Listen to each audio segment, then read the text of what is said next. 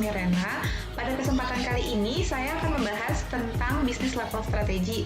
Tadi teman-teman tahu dong tentang materi bisnis level strategi ini, karena materi ini merupakan salah satu materi yang ada di mata kuliah manajemen sumber daya manusia. Nah, teman-teman tahu nggak apa itu bisnis level strategi? Bisnis level strategi adalah strategi yang digunakan oleh perusahaan untuk bersaing daripada perusahaan yang lain, terus juga untuk mencapai keunggulan yang kompetitif. Karena bisnis level strategi ini mempunyai 3 macam, yaitu dari segi cost leadership, differentiation, sama fokus. Nah, maka dari itu pada video kali ini saya akan membahas 3 macam dari bisnis level strategi. Yang pertama adalah cost leadership. Nah, cost leadership adalah strategi yang digunakan oleh perusahaan untuk dapat lebih unggul daripada pesaingnya dengan meningkatkan penjualan dengan memberikan harga serendah mungkin. Jadi intinya kalau di cost leadership ini, perusahaan itu berani banting harga dibandingkan perusahaan yang lain. Terus contohnya itu adalah kita akan membahas tentang maskapai penerbangan di Indonesia. Pasti teman-teman tahu dong maskapai penerbangan apa yang menjual harga tiket pesawatnya dengan harga yang cukup terjangkau atau bisa dibilang affordable. Teman-teman tahu brand Lion Air? Ya, pasti teman-teman tahu lah seberapa murah dan affordable-nya tiket pesawat si Lion Air ini, karena brand Lion Air ini mempunyai tagline We can make people fly. Maksudnya adalah perusahaan Lion Air atau brand Lion Air ini mau siapa aja bisa naik pesawat, terutama untuk pesawatnya si Lion Air ini. Jadi mereka tuh berani banting harga atau menjual harga tiket pesawatnya lebih murah dibandingkan yang lain. Kok bisa ya? Kenapa harga tiket pesawat maskapai Lion Air lebih murah dibandingkan maskapai lain, terutama si Garuda Indonesia?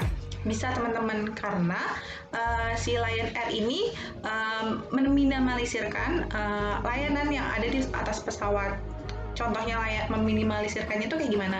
Kalau misalnya teman-teman kalau misalnya kita naik pesawat Garuda Indonesia, itu kan pasti nanti dapat fasilitas berbentuk in-flight entertainment. Jadi di situ teman-teman bisa nonton, dengerin musik, dan semacamnya. Sedangkan kalau misalnya di Lion Air itu nggak ada fasilitas in-flight entertainment. Jadi ya udah, kalau teman-teman naik Lion Air, teman-teman duduk, kalau misalnya teman-teman dapat di pojok dekat jendela, ya teman-teman bisa ngeliat pemandangan. Tapi kalau misalnya enggak, ya udah teman-teman cuma bisa tidur atau melakukan hal yang lain.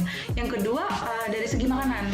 Karena harga tiket pesawat yang dijual oleh Garuda Indonesia itu udah include sama makanannya. Jadi pihak Garuda Indonesia akan memberikan fasilitas berupa makanan dan minuman ketika teman-teman udah bayar tiket pesawatnya. Tapi kalau misalnya dari brand Lion Air ini sendiri, dia belum include teman-teman untuk makanannya. Jadi brand Lion Air akan mengasihkan sebuah air mineral saja kepada para konsumennya ketika mereka naik pesawat Lion Air. Kalau misalnya untuk makanan, ya itu kena charge sendiri, kena cost sendiri. Jadi konsumen harus membayar lebih untuk makanan tersebut.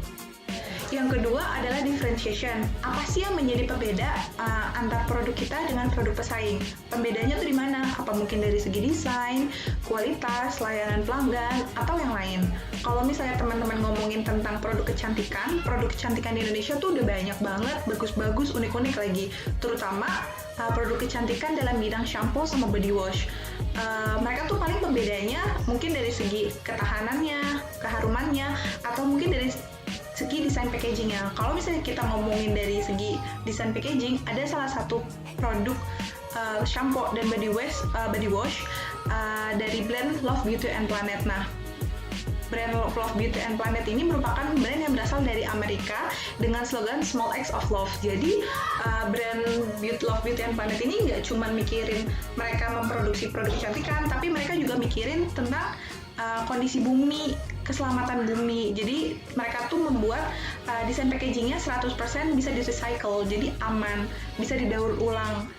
Terus habis kayak gitu, selain itu mereka juga menggunakan bahan-bahan yang alami dan tidak menggunakan bahan kimia untuk di produk body wash ataupun shampoo-nya. Dan yang terakhir, yang paling unik adalah si brand Love Beauty and Planet ini, mereka tuh nggak mengujikan produk mereka ke hewan. Kan kadang tuh banyak banget produk kecantikan yang mau trial awalnya itu mereka ujikan ke hewan, tapi mereka si produk Love Beauty and Planet tuh nggak sama sekali diujikan ke hewan. Intinya di si Love Beauty and Planet ini pembedanya adalah mereka tuh desain packagingnya itu 100% bisa recycle. Mereka lebih lebih worried sama bumi, lebih memikirkan bumi, bukan cuma sekedar memproduksi produk kecantikan saja. Yang ketiga adalah fokus. Fokus di sini adalah strategi di mana perusahaan membeli target pasar yang lebih sempit. Jadi perusahaan itu mempersempit marketnya. Contohnya adalah dari brand Lamborghini. Pasti teman-teman tahu dong brand Lamborghini. Brand Lamborghini ini menjual barang-barang mobil mewah yang sporty. Nah, fokus daripada brand Lamborghini ini adalah untuk orang-orang yang memiliki pendapatan yang tinggi atau bisa dibilang menengah, di kelas menengah ke atas. Terus juga difokuskan kepada orang-orang yang ingin merasakan tenaga mesin yang besar dan gaya menyetir yang layaknya pembalap. Terus jadi tuh intinya si brand Lamborghini ini punya strategi pasar atau punya target pasar yang berbeda dibandingkan brand lain.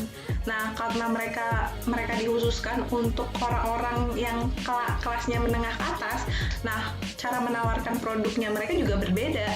Untuk brand Lamborghini ini ketika mereka tuh dengan mempromosikan produknya itu dengan dua cara. Yang pertama, dengan mengikuti pameran otomotif tahunan seperti International Indonesia Motor Show atau IIMS. Terus juga mereka mengiklankan produk mereka di majalah pesawat first class ataupun majalah bisnis yang bergengsi. Jadi kalau misalnya si brand Lamborghini ini mereka nggak cuma menjual mobil, tapi mereka menjual komunitasnya. Maksudnya, ketika konsumen membeli mobil Lamborghini, sama saja dia membeli komunitasnya. Kenapa kayak gini? Benefitnya apa?